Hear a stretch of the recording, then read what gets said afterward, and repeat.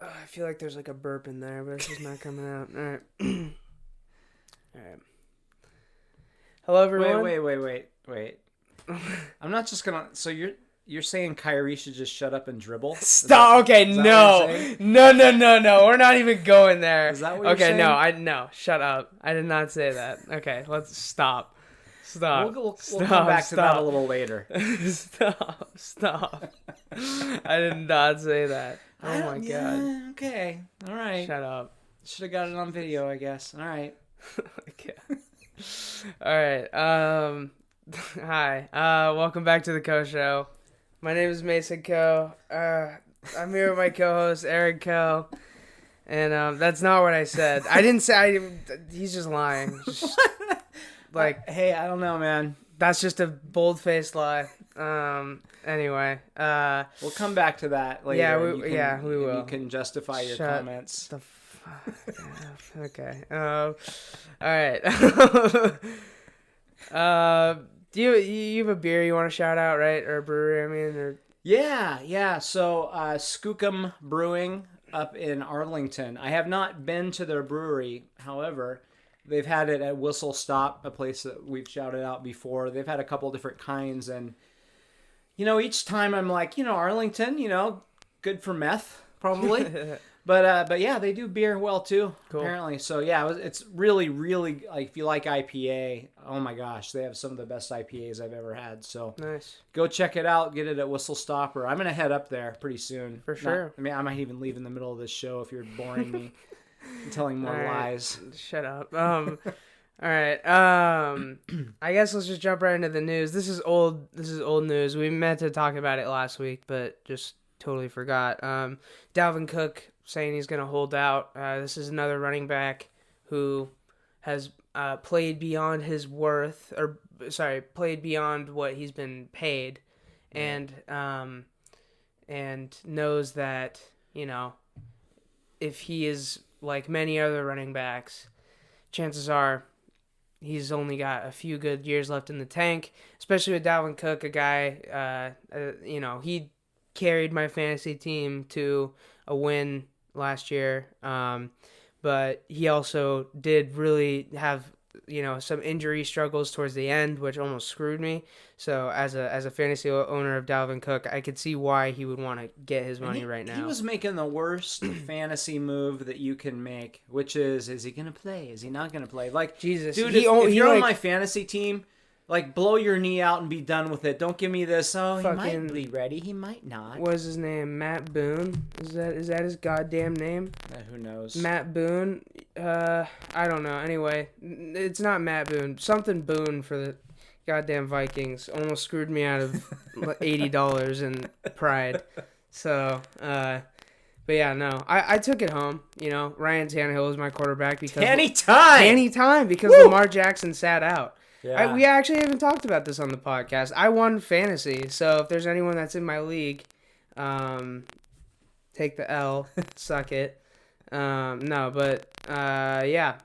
Dalvin Cook.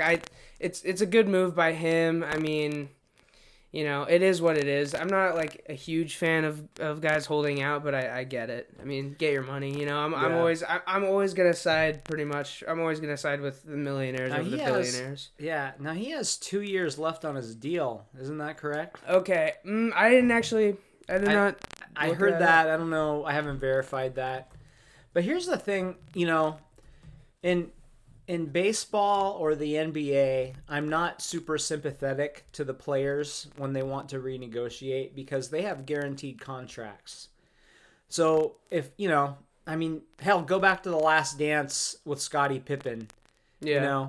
He's pissed off because he's making $2.6 million a year, and I get that. But dude, you signed a long deal because you wanted the security, and now you don't like that security anymore. He's an unrestricted free agent next year, by the way. Okay, all right. So never mind. First factual error I've ever had on this podcast.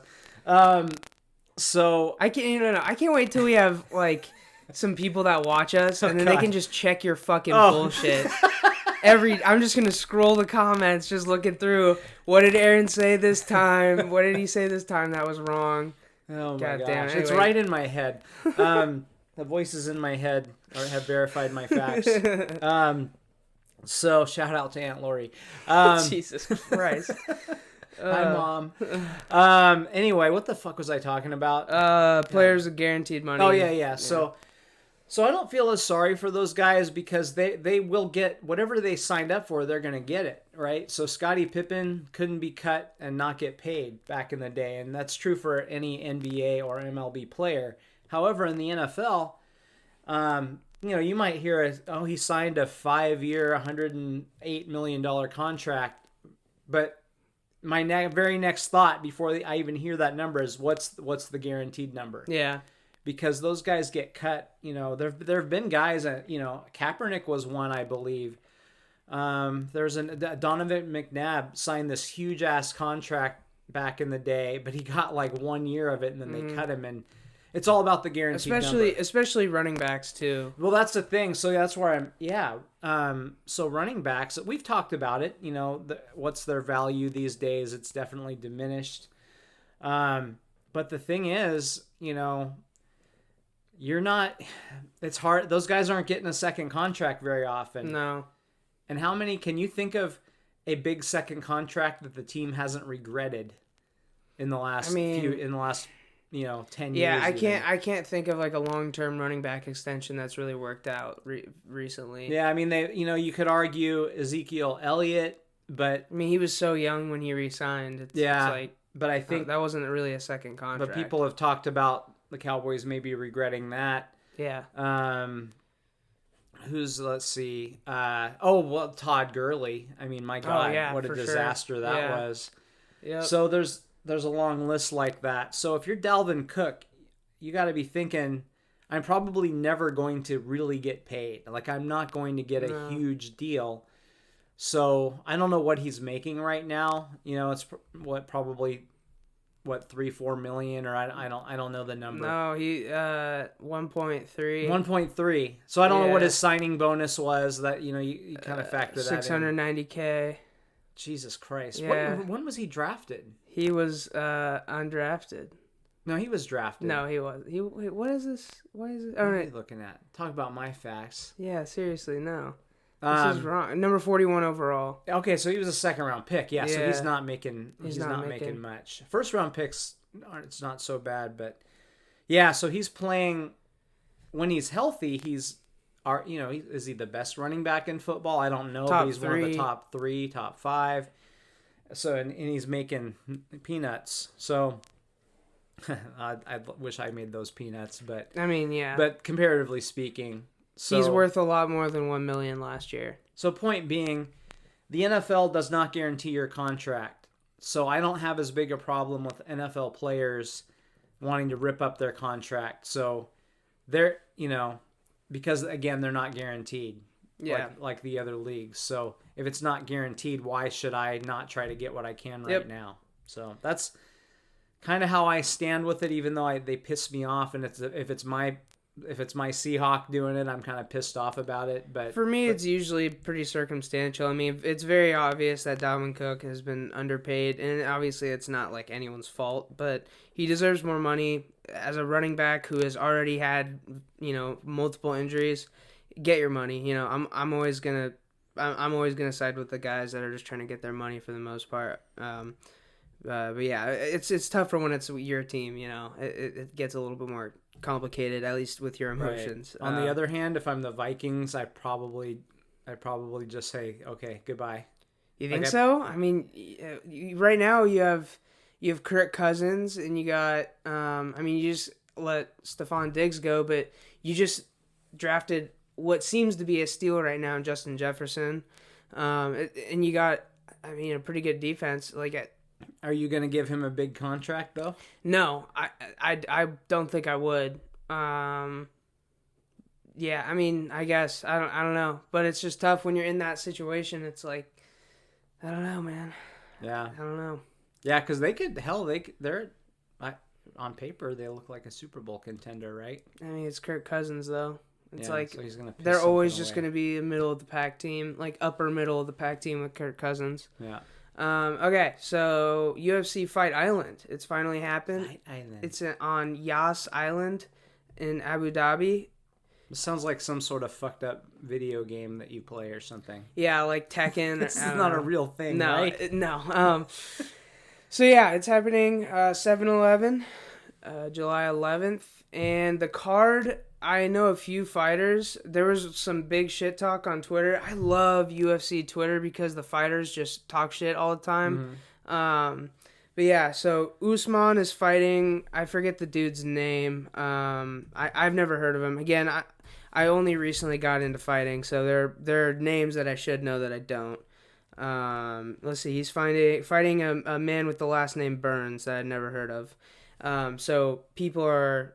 It was Nate Diaz on Twitter, kind of shit on Usman, and then Usman fired back like, "You avoided me. Why didn't you fight me when I asked you?" and all this stuff. And it's very hard to tell what the real situation is. It's hard to tell if Usman picked Burns and he's picking kind of a weaker fighter, or.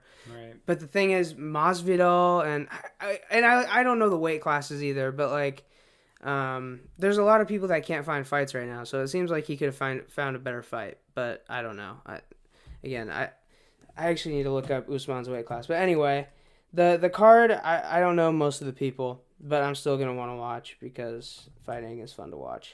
Yeah, and then following up, yeah, so 170, yeah, so I think he could fight Masvidal or Connor. I don't know. Anyway, so yeah, following up UFC Fight Island will be Cormier versus Miocic, which is super exciting. More exciting for a fan of the UFC that has watched the sport for a while, because these two are two of the best heavyweights of their era, and Ariel Helwani, I believe his name is, who is basically kind of the top dog reporter for ESPN for the UFC, tweeted something to the effect of whoever wins this fight will win their era. And I believe these two have fought before and have gone. I think they're 1-1 against each other. Cormier is actually on the broadcast with Joe Rogan a lot, and I actually like him. I like him on the broadcast. But yeah, it's funny. Miocic is like this cut up, like, super ripped looking guy, and Cormier just kind of looks like a fat uncle. Nice. I don't know. Go Cormier. Yeah, no, I like Cormier. I just like him as a dude, I guess. So I don't know. I mean, naturally, I think I'm just gonna root for him. But yeah, so that's really exciting, especially like I said, for long tenured UFC fans. Moving forward, we got Reggie Bush reunited with USC finally. That's the song they play like 50 times a game. Yeah, I know. Yeah. So I mean, this is long overdue. I mean, it's really, what an odd punishment for something that has happened so many times. I mean, fuck USC, okay. However, yeah, let me be clear. Fuck USC, but here's the thing. It's like, the weird thing about this punishment is, in my head, just naturally, when I think about Reggie Bush and USC, I have a more sour taste in my mouth than when I think of, I don't know, even like Ayton at Arizona, or Dickerson at what was it, SMU? Yeah. Like, you know what I mean? Pony Express, yeah. Yeah, so for some reason, I mean, just that punishment, just like, it makes it seem way worse than it was. It does. But I'm glad like USC is posting highlights of him. Like, they couldn't even say his name. Like, yeah. It's pretty ridiculous. I don't understand. I don't understand the point of that. I don't understand vacating wins. Yeah. Like, I saw a team beat a team, so don't tell me that didn't happen. No. You can't just, lobotomize me and take it out of my brain. I don't like that shit. Yeah. And they deserve some form of punishment. The thing that has driven me nuts about college sports forever is they punish the people, for the most part. The people who get punished are the ones who had nothing to do with the crime. Yeah. Usually the coach is gone, and definitely the players are gone. Yeah. And they're the ones that get the bowl bans, the NCAA appearance, It's hard though. bans. It's hard because Yeah, what do you do? who's really to blame? And someone's gotta get punished, but it's like you giving a bowl ban to these kids, it's like it sucks. I mean, none of them were associated with what happened. And then also like Reggie's family, I don't know what Reggie's family situation was, but if I were to guess, Reggie's family's financial situation probably wasn't great if they were taking money to move into an apartment in LA. I mean, maybe it was just like a nicer situation, so maybe they were already better off, they were already fine. Yeah, I don't know. But, just context clues tell me that I'm guessing they weren't in such a good spot. So it's like, can you even blame Reggie? And then, like, we've had this discussion before on the podcast. Is it the parents' fault? Like, school, AD, coach, there's so many different fingers you can point, and it's tough because it should be stopped. It should, I always want to know who knew what, but that's hard to prove. And again, usually the people who were in a position to do something about it are gone by the time the penalties come down. And then I guess part of I hate to be the whole East Coast bias type of guy. And I'm generally not like that as much as a lot of people are, but it kind of makes you wonder when the two biggest teams that were hit in the last 30 years were Washington and USC. There have been plenty of other things going on out there. Yeah. They don't get hit as hard, but USC lost a lot of scholarships. And, I don't really care about Reggie's Heisman as much as some people. I mean, I think that was kind of a cheap thing to do. Yeah. But I don't care about that. But just to have him not come to campus, I mean, come on. It's just silly. It's lame. Just lame shit. I mean, hell, maybe don't invite OJ back, but other than that, yeah.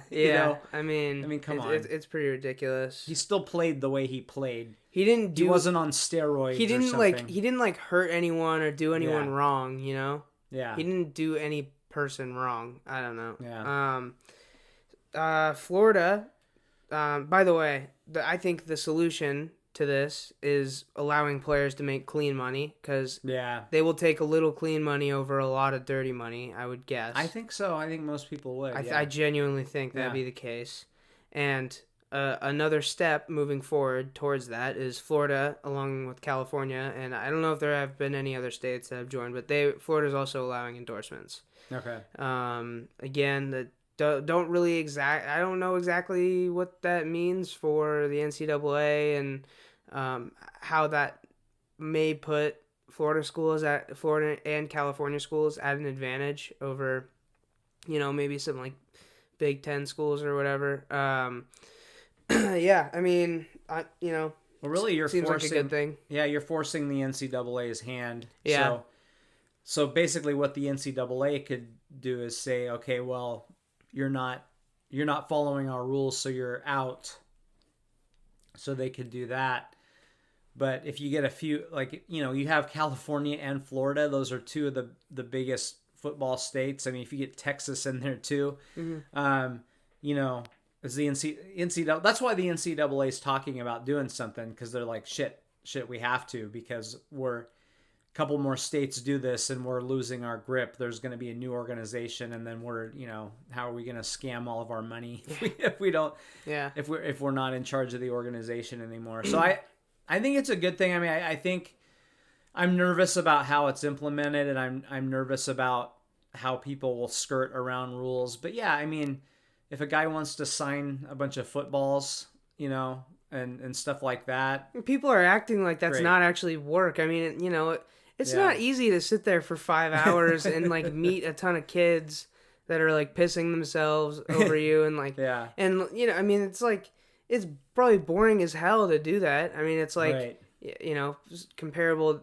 I mean, I guess, it's more gratifying and it builds your ego, but I mean, it's kind of like a call center. You're just talking to people over and over again. Just, whatever. Yeah.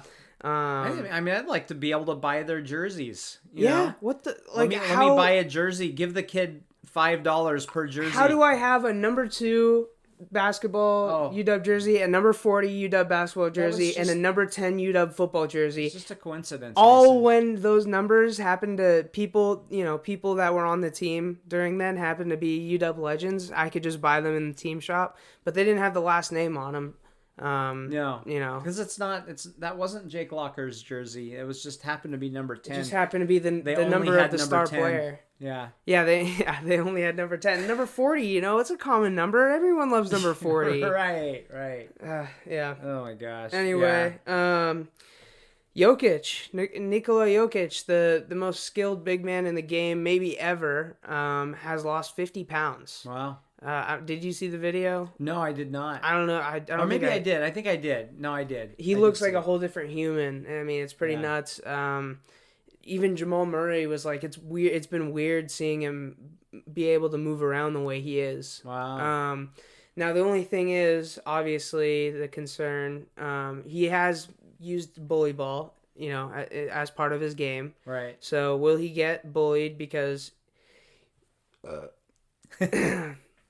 Sorry. You do got to change your game up when you lose 50 pounds. You know. Yeah. So. I think in 20 years ago this would have been a problem, but now I don't know. But the only I don't think it would be a problem. But the only thing I'm concerned about for his sake is he has not bodied someone up in a game yet. Right. He just doesn't know what it feels like to body someone up in a game 50 True. pounds lighter. So and I think he'll probably get used to that. He'll probably adjust quickly. But I mean, yeah, it might be pretty tough at first. Although everyone's going to be shaking off cobwebs. So Yeah. But yeah, I mean, he shot 39% from the field last year. Or not from the field, from 3 last year in the playoffs. So he's going to have people. He's going to be pump faking and driving past people on the wing. Yeah. Like he'll be blowing by dudes. Right. I mean, it's pretty. Yeah. And he in the video I saw, he had some drip too. He had like a nice jacket. Some nice pants. I mean, he looked like he had some swag actually. It's like a whole new Jokic. I don't know what happened to him, but yeah. I mean, if gambling was legal in Washington, which it should be, I don't know why it's not. I would be putting money on the Nuggets personally. At least for the first round for sure. I forget who they're even playing, but actually it's not. I don't know if it's determined yet, but yeah. Going along with that, kinda, Kyrie, Dwight Howard, and Avery Bradley, among some other players, do not want to return. CJ McCollum voted yes to return, but he actually doesn't want to. He only voted yes because he didn't want to. I don't know what exact words he used, but basically, something along the lines of he just didn't want to get in the way of like what people wanted to do. So. I think, man, obviously this is a complicated subject with what's been going on, with the protests and all those things. I think so. I wish I had Kyrie's direct quote in front of me, but wasn't he basically saying, it's bigger than basketball. Like it'll take eyes off the movement. We need to use this time to. Yeah. Push. So how are you gonna do that, Kyrie, from your living room?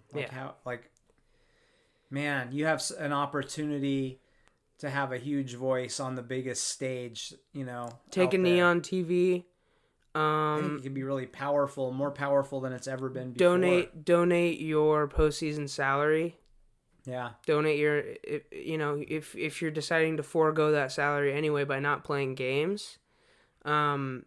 Play the games. Interviewed before and after games, you can wear warm ups, wear Black Lives Matter warm ups. Yeah. You can wear any color shoes in the NBA now. You can do things with your shoes. Write on your shoes. Have pictures of faces on your shoes. Even just everyone in the NBA all black shoes. Maybe with just like BLM on the sole or something. Like there's so many different things you can do that I think would actually draw more eyes to it. He's saying it's going to take eyes off it. All of the eyes are going to be on you. So it's like you control it, Yeah. You make it about that. Yeah. Like make every single second that you're not dribbling a basketball and on the court about that. During the national anthem, take a knee. Like there are so many things you can do that, and there's a different way, there's so many different ways to look at it, obviously. I mean, Kyrie's a smart guy. He's the vice president of the Players Association, so he has a right, definitely, to be speaking for people, and, from my understanding, he's a very smart guy. But personally, I think it would add to it. I think it sends a bad message if they don't play. Obviously, I think a lot of people are impacted, emotionally by what's happening. But I also think there are some people out there, you've got the all lives matter, Yeah. you got those. There's still, I hate to tell you everybody, but there's a lot of people like that out there. Like if you live in the Seattle area, you probably don't hear it as much, but you're in a bubble. You don't. If you're on Twitter, you see it. You see it more. Yeah. So if you go and hide, you're just adding to that voice, and anybody who's kind of has an opportunity to learn something from what you have to say, they're not going to see that, and then they're going to go back into their little holes. And the players that aren't Kyrie, that don't have all this clout, don't have a platform off the court. Their platform lies on the court. Yeah. With the shoes they wear, with the warm-ups they wear, with them taking a knee during the anthem. That's where their platform is, because they don't have this following where Kyrie can go put out a quote and we're talking about it on this tiny sports podcast, and they're also talking about it on SportsCenter. Like, you know what I mean? There's so many guys that want to speak up about this and want to bring attention to this, and the best way for them to do that would to be through playing these games. And like I said it already, if you're already planning on foregoing that salary, donate it. Yeah. I guarantee, even taking away the argument of you could bring more eyes to it if you do play, even taking away that argument, I would argue that however much money you make from the playoffs, donating all of that would probably be a bigger impact maybe than you would even make not playing the games and doing your own thing. You know what I mean? For sure, yeah. So it's like how much, I don't get it. I think it's a great opportunity to spread the message. I think it's an opportunity to help heal everybody. I mean, I'm talking about the race relations. I'm talking about all of us who've been craving sports. Like you have an opportunity to impact a lot of people in a lot of different ways. Play the games, guys. It means more than it ever has. Don't step out of there. And this isn't a shut up and dribble thing. No. Like obviously at the beginning, that shout was a joke. And dribble. Yeah. Obviously the thing at the beginning was a joke. Like this isn't a shut up and dribble thing. This is like people pay attention to you because you dribble. So while you dribble, speak up. Yeah, you know what I mean? Hell, say it while you're dribbling. I don't care. Yeah, when you're like calling out sets for plays, like make the sets you call, make your plays names of victims. Like, you know what I mean? Yeah. Like because there won't be crowd noise, so you can probably hear that on the TV. You could probably hear that on the hot mics. Them calling play, like a point guard calling plays. Like we just spitballed like 6 or 7 ideas, that could help, but. I don't know. I mean, obviously everyone's entitled to their opinion. It seems like they're gonna play anyway. I mean, who knows? 2020 has been a real bitch. So yeah, who knows? It just depends on which way the tide turns on this. But yeah, my guess is they're gonna play. And if your superstar doesn't decide, he's not playing anyway, right? He had surgery, didn't he? Kyrie. Yeah, I don't think he's playing anyway. Yeah, I don't think he's playing anyway, so it's real convenient for him to say this. Yeah. But I don't know. I just come on.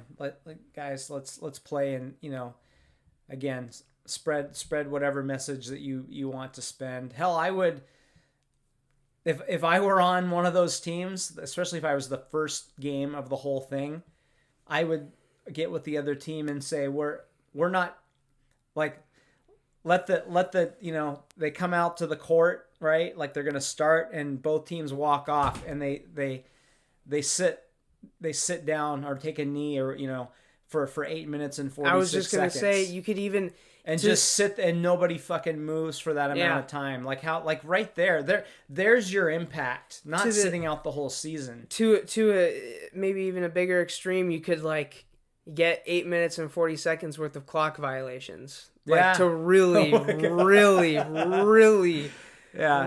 mess with people. I mean, you could do something like that, and then is the network going to cut away to commercial during that? Yeah, boy, they're going to get shit on. Then they're going to get shit on. Yeah, like, there's a lot of things you could really shake. You could really shake some stuff up. You know, really spark some conversation with some things. Like, I mean, there's another like 3 that we just spitballed. So, I mean, be loud and dribble, Kyrie. Yeah, seriously. Use the platform you have to speak up. Yeah. Because nobody, you know what, Kyrie, nobody would know who the fuck you were if you hadn't played basketball. Exactly. So keep using that platform that you have to make the world a better place. Precisely. The MLBPA has rejected the latest offer from the MLB and will not counter.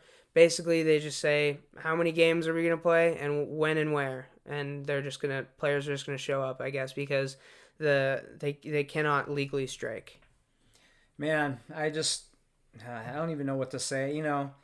MLB lost a lot of fans when they didn't have a 94 World Series. Yeah.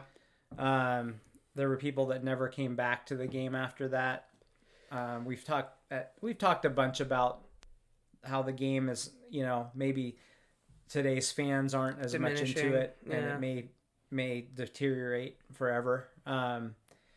Man, you do this, I don't know. I'm going to be so pissed. Like, I'm an addict, so I'm not going to say I'll never watch it again, but man, I'm never going to forget this if they don't play a season. No. I will never forgive them.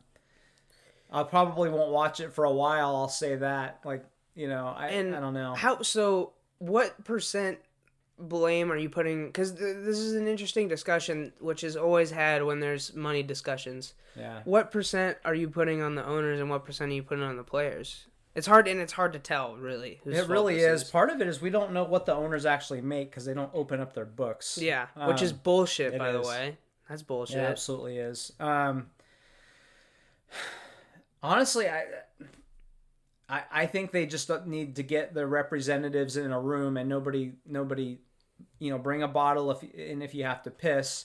Nobody leaves the goddamn room until they hammer something out. Yeah. And it may not be perfect for both sides, but I understand the owners because every game they play, they're going to lose money. Mm-hmm. That's the bottom line. Yeah. They're not going to have, there's no way they're going to have full fans in there. Concessions will be down. They don't have the national TV deal that a lot of places have. So every game they play is losing money. However, you are damaging your product. You know what I mean? You are drowning your product. How long can you hold it underwater before it fucking dies? Yeah. You have to find a way to play some games. If you lose a few million this year, you're going to get it back on the back end of, the value of your franchise. Mm-hmm. Figure it out. I'm almost always going to side with the millionaires over the billionaires. Yeah. Especially, this is a point I made on a previous podcast that I don't see being brought up, which I think it's kind of insane to me that a player signs for a contract, especially in baseball. It's supposed to be fully guaranteed. They sign for a contract, and then for some reason the owners can just say, oopsie, actually, never mind. And when you start a small business, if you say me and you were to open up a brewery tomorrow, we take on some risk, right? Yes. Like, we could lose money potentially. Yeah. In fact, I would say if we just tried to open a brewery tomorrow, we probably would lose money. Yeah. In total. You're thinking long game, right? Long game. Plus, I drink all the profits, but that's yeah. So maybe this wasn't the best example. So how is that different when you're owning a multi-billion-dollar franchise? Is it any different? You take on risk, right? And then when you sign a contract with someone, you're legally bound to fulfill that contract unless you go bankrupt. Yeah. So go bankrupt or pay the players. Yeah, I think there's a middle ground. Do I think the players could could take a little bit of a hit. Yeah, I do in this situation, but come on. I mean, there has to, like, wherever you're at in this, how far apart you are. Yeah. Just go to the middle and be done with it and play some goddamn baseball. America needs you. I agree with that fully. And like the really like shitty and kind of gross thing about this is like it's not just about how much money they make in between the lines this year. This is like sets a precedent for the CBA, which is next year. Next year they're going to negotiate a new CBA. Sure. So that's gonna be pretty. Yeah. So we may not have baseball for 2 years. Think about this. Think about this scenario. Think about this. The players go on some sort of illegal strike and breach a contract, and then they can't negotiate a CBA next year. Ugh. Like, what even happens? Is there no MLB? Yeah, it may just be gone forever. Like, it might just be gone. Oh, it might, and then our talented prospects will be going to Korea, and the KBO will become a powerhouse. Like, yeah. Can you imagine if, say, baseball figured this out a couple of weeks ago? They get a deal in place. How freaking cool would it have been if they could have all started playing on July 4th, right? Yeah. Like, imagine every eye, like, it's the most American shit ever. Yeah. How many we fans got it done could you have just in time? So you keep your fans and you probably win new fans because people who can't watch the other shit that they're normally watching, that have been starving for something, are going to be watching. And I'll tell you what, the MLS, they're going to gain some fans. I'm going to watch some, again, I like the Sounders. I don't watch many of their games, been to a couple. But yeah, when they come on TV, they're I can't remember exactly when they're starting sometime in July, right? So yeah, I'm gonna watch that because I want the Sounders to do well, and hell, they might win some new fans. Baseball, you're missing that opportunity to keep your fans and maybe gain new fans by being the story, the feel good story. Now you're just gonna be forgotten. It's just very sad for me. Man, 2020 has gone kind of, some type of way so far, but, and it could still kind of go more haywire potentially, but it's starting to look like this might be like a super awesome second half of 2020, maybe, or maybe last third, Right. If all the sports can come back, and we get some action going in the fall, or hopefully late summer. But so should we go through the first round of our so go ahead and explain. So this was in the Seattle Times. Also try to avoid like wrestling too much in front of the mic.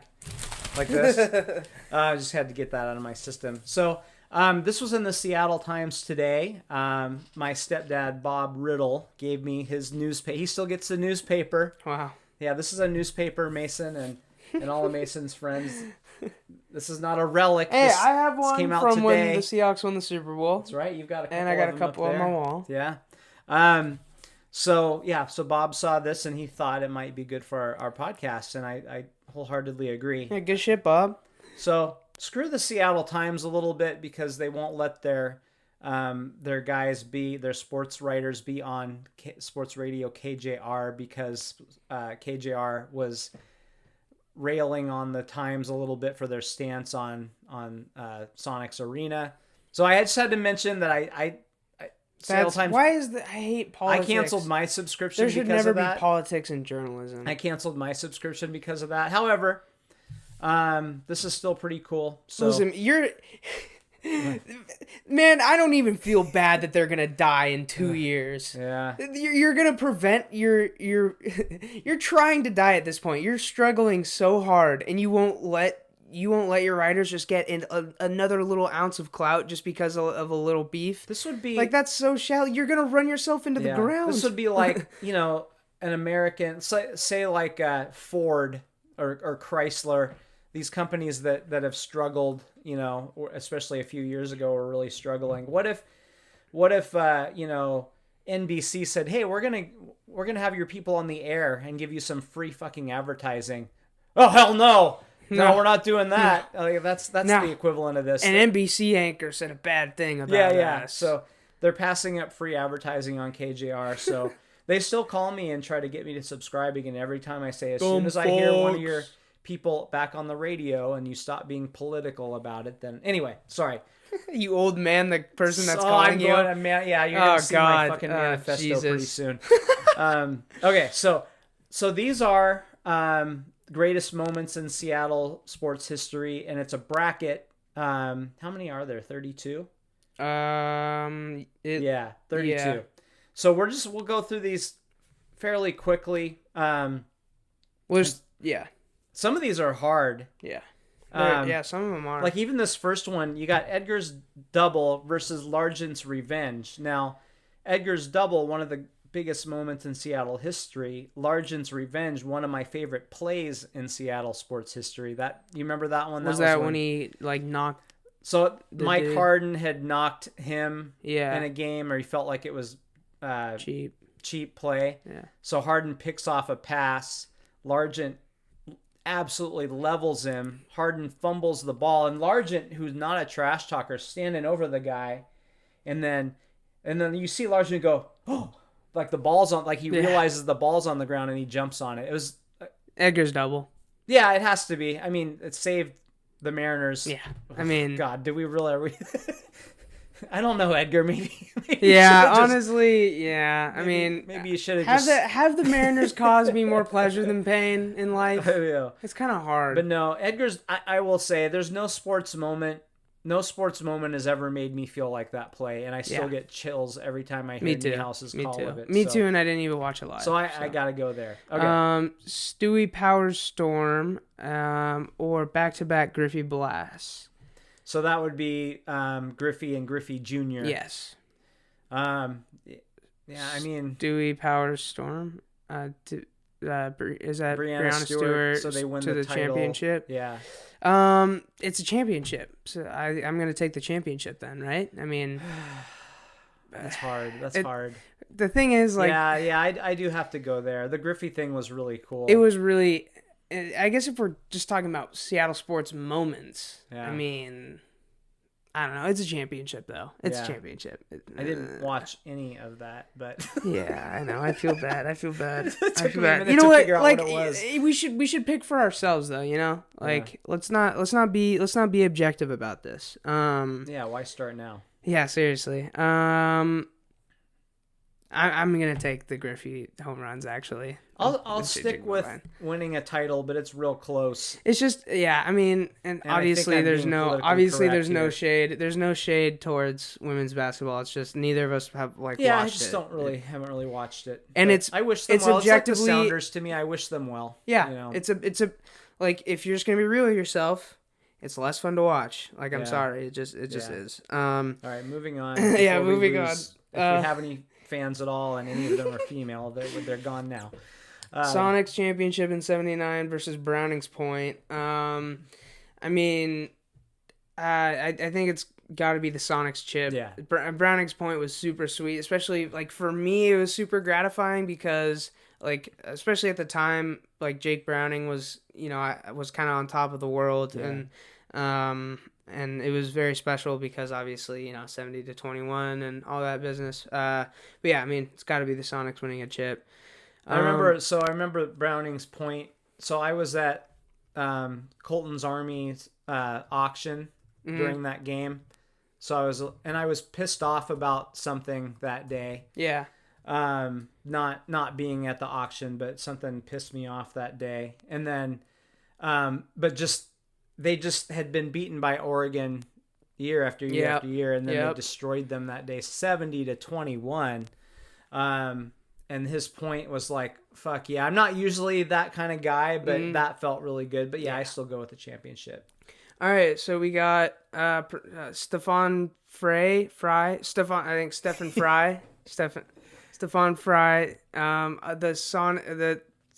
Sounders.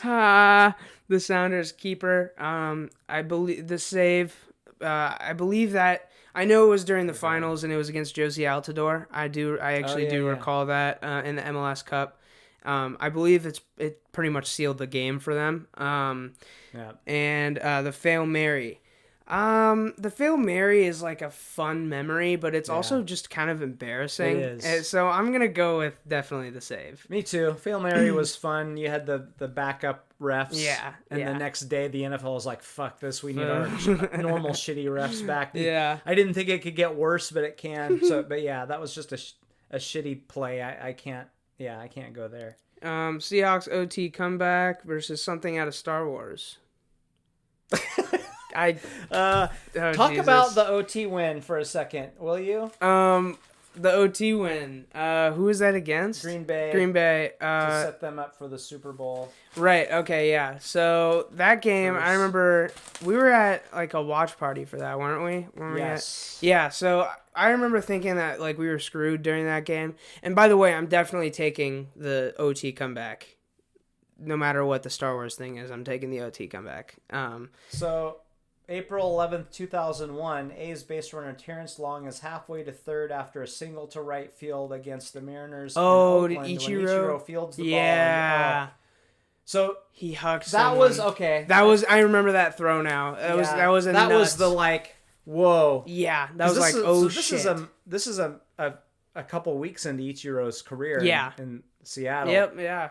So that was like okay, whoa, yeah. Okay. That was a pretty cool moment. Yeah, give me the OT comeback. I mean, that's like the best, one of the best games in Seahawks history. Yeah. That set up one of the worst moments in sports history. Yeah. So, anyway. Masked Sue Bird versus U.S. Open drama. Who cares about the U.S. Open? Masked Bird. Yeah, that was awesome. Yeah, she's a badass. She is, yes. And we know this. We know this about her. Like, we're actually fans. Yeah. I like Sue Bird. We like Sue Bird. Sounders taste victory. Is that referring to them winning the title? They've won a couple titles. And then what was that? Isaiah Thomas. Isaiah Thomas hitting the step back. Oh boy, that cold-blooded. For me personally, I'm gonna definitely take that Isaiah Thomas thing, probably no matter what, because Isaiah Thomas. I mean, his jersey's on my wall. Right. Top 5 favorite UW player of all time. Yeah, I mean, IT. That shot, I remember, like, thinking I was gonna have a heart attack because I was freaking out so much. I was like panicking. I was so hype.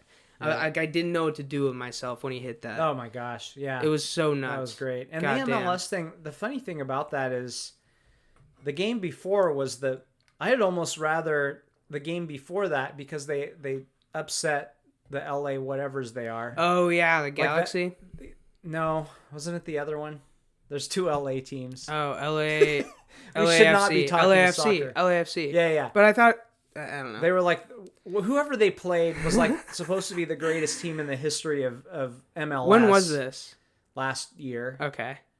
So and that was the shocking win. Oh God, we sound like. Oh my God, but no more soccer talk. Yeah, Moving no more on. soccer talk. Sorry, soccer fans. Yeah, sorry, we're idiots. Yeah. Let's see. We got Harvin's touchdown return versus Schooner. I can speak on the touchdown return. That was the moment that I think both of us knew we were winning the Super Bowl. Yeah. So that's one of the sweetest. Personally, with my bias involved, I'm definitely picking that. I know you kind of have a story behind the Schooner thing. That moment was like holy fucking shit! Like, we're gonna win the Super Bowl. Yeah. So yeah, go ahead. Schooner was, if you're a Husky fan, an older Husky fan, a huge moment. And I think they're talking about the game rather than that particular moment. Mm-hmm. But the Huskies upset Oklahoma in the Orange Bowl. And they were benefited a little bit. The Schooner tipped over, and there was a penalty. Yeah.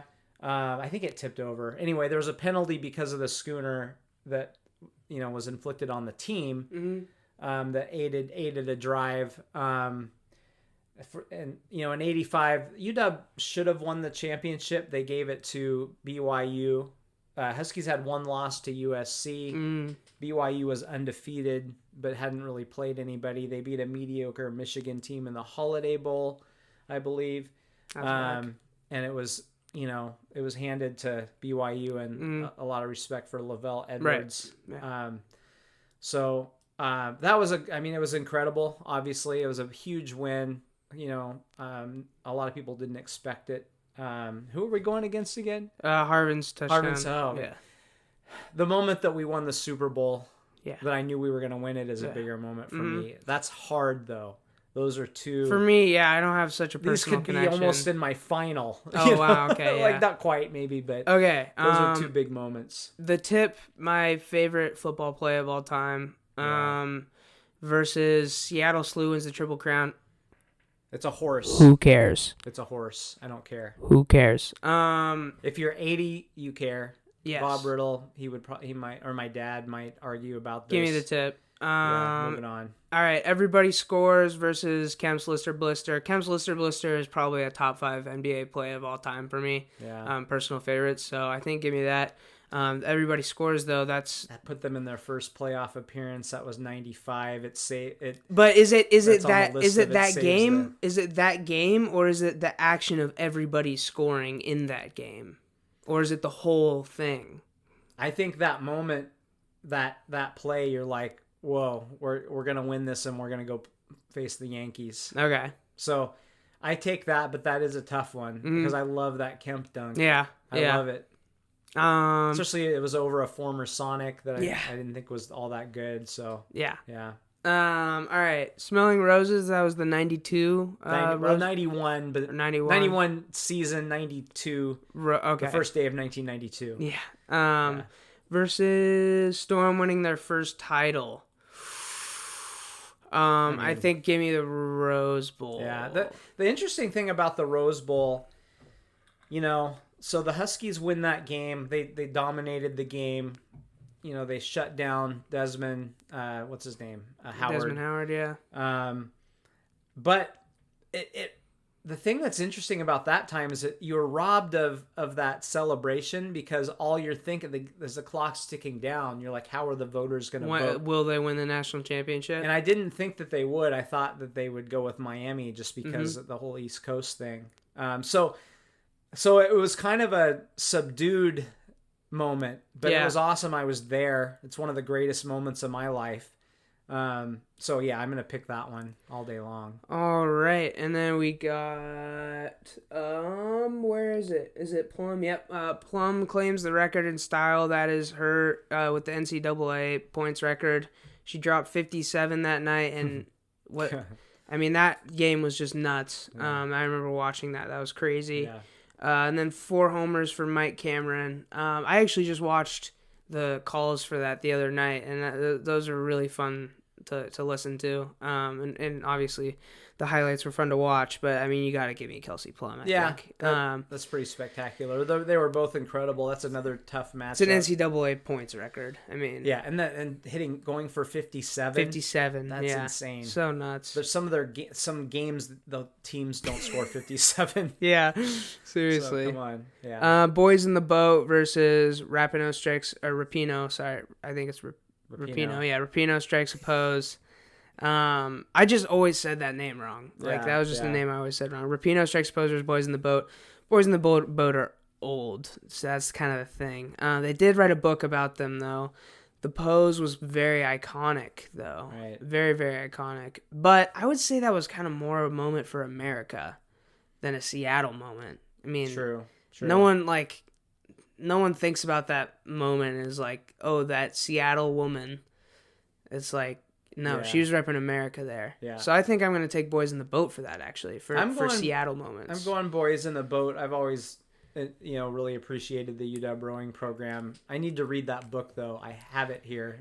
Damn, you've had that book for a long time. I know, and I haven't read it. Yeah, I need to read it, too. I've joked this before, but in the last decade, I think I've written more books than I've read, so that's not good. Okay, so we got Perfection for Felix versus Big Unit, Big Relief. Fuck, that's brutal. That's brutal. Here's the thing, though. Unit gave up a run. Felix threw a perfect game. It's a perfect game. Yeah. Oh, my gosh. Yeah, Unit gave up a run when he couldn't give up a run. Yeah, I know. He couldn't afford to give up that run. He didn't actually save the game. It's incredible. Yeah, he won the game. He's the winning pitcher. He's the winning pitcher because he gave up a run. But be honest, it's a badass moment because Randy Johnson came into relief and the song added to it. Him coming in, them playing "Welcome to the Jungle." Yeah. Him going 3 innings when Piniella said he might only face a couple batters. Yeah. Was ridiculous. But yeah. Come on, he kisses his wrist and hands up in the air. Perfect game. Game. We've I don't know if we still have it. It's probably kicking around somewhere. We have like the DVD of like the story behind his. I don't know. Yeah. Who's the catcher for that game? Oh, started with a C, I think, but Felix bought him a Rolex.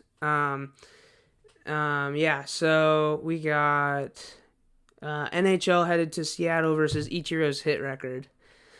I mean, this is like so kind of incomparable. The thing is, I don't really care about the NHL that much yet. Yeah. So I think at this moment, but the thing is, the NHL, that's the first step for a basketball team too. Yeah. These, what's funny? These two are two of my least, the ones I care least about out of all of these. Interesting. Yeah. I mean, the hit record was neat, but I didn't really care. I'm like, fucking take a walk once in a while and you wouldn't have that hit record. I mean, it was, don't get me wrong, it was spectacular. Yeah. It might not ever be broken, but I think I'm taking NHL team to Seattle because I think the impact has potential to be greater. Yeah, you mean ask me this in 10 years, it might be an obvious answer. And no one even really talks about Ichiro's hit record. No. Like, really. I mean, it didn't mean a whole lot. How many people... They weren't any good that year. Yeah. It's not like Wilt dropping 100 or it's not like these fabled records, really. No. Which is weird because you'd think it would be up there, I mean, it's a hit record. Like, he beat George Sisler's record. What does that tell you? Yeah, true. That's a good point. Nobody's ever heard of that guy except for when Ichiro broke his record. Yeah, seriously. Let's see. We got Beastquake versus the Whammy in Miami. You can kind of speak on the Whammy in Miami a lot more than I can, obviously. Give me a Beastquake, though. It's the best play maybe in Seattle history. Again, this is another matchup. Like, I'd like to see those last two put the Whammy in Miami against Ichiro's hit record. You know what I mean? Like, I feel like these matchups, this bracket, Seattle Times, probably political too, you bastards. No matter what, it sucks. But wait, what are they again? Sorry, I'm losing my train of thought. Beastquake and Whammy. Whammy in Miami. Okay, so Whammy in Miami, it's one of those that in that moment was a huge moment. It maybe hasn't stood the test of time because Miami isn't what it was, but at the time they had, I can't remember the exact number. I should have looked this up. I think they had like a 48 game home winning streak. So if you do the math on that, you play 6 back then. I think it was just 6 home games, usually maybe 7 a year. So that they hadn't been beaten at home for 7 or 8 years. Yeah, like that's ridiculous, right? So UW goes in there. They were good, but not expected. They were on probation or just coming off of probation, and they go in there and with the huge upset, it was completely shocking. So that was a big moment. But man, Beastquake is, I mean, it's up there. Like if you're naming the best plays in the history of Seattle sports, in the history of the NFL, yeah, even with like circumstance added, because this was a team that just came off a Super Bowl in the Saints. We had a Charlie Whitehurst in that quarterback for God's sakes. Like circumstance and just the play itself. It's top 5 play in NFL history, hands down, in my opinion. Yeah. I mean, you could argue it's the best run in NFL history. I would argue that. You got Earl Campbell and you got a few others. Barry Sanders, which was a different kind of run. Yeah. More of an electric run. Yeah. But yeah, I mean, I'm biased. I would say it's the best run in NFL history. Yeah, I definitely would. He broke like 12 tackles. Yeah. So I go with that, even though in the moment Whammy in Miami was ridiculous. But Beastquake, you will see the Beastquake's run. Your grandkids will see Beastquake's run on some here are the best runs in NFL history if they still have running backs in the year 2080. It's going to be remembering running backs when they officially abolish the running back position. Wow, they had a man lined up in the backfield behind the 9 wide receivers? Oh, my God. Yeah. All right. Well, yeah, so that's round 1 of the Seattle Sports Moments bracket from the Seattle Times. We'll be doing, I think, 1 round a week. I mean, maybe towards the end we might. Yeah, we might do semifinals and final ones or something. But it is fun. It's just fun to reminisce about some of these great things. For sure. And remember that there were good moments in Seattle sports history. We have had them. Not as many as we would have liked. Yeah, for sure. So yeah, we will hopefully remember to continue with this. Yeah, so I just got to make sure to write down. We only disagreed on one, I believe, and that was the second one, actually. It was Stewart powering the Storm to a championship, and then Griffey's back-to-back home runs. Right. Other than that, I think we agreed on everything. Yeah. So, I'll make sure to mark these down, and then we'll run it back next week for round 2. That was cool, though. We'll hopefully be able to find some more stuff like that to tie us over. But then again, hopefully we got sports coming back pretty soon here. So, yeah. Anyway, thank you guys for listening. If you made it this far, don't know why. Follow me on Twitter at Mason Charles Coe, at Aaron Coe 29 on Twitter for him. Book on Amazon. The ebook on Amazon, and then hard copy on lulu.com, lulu.com.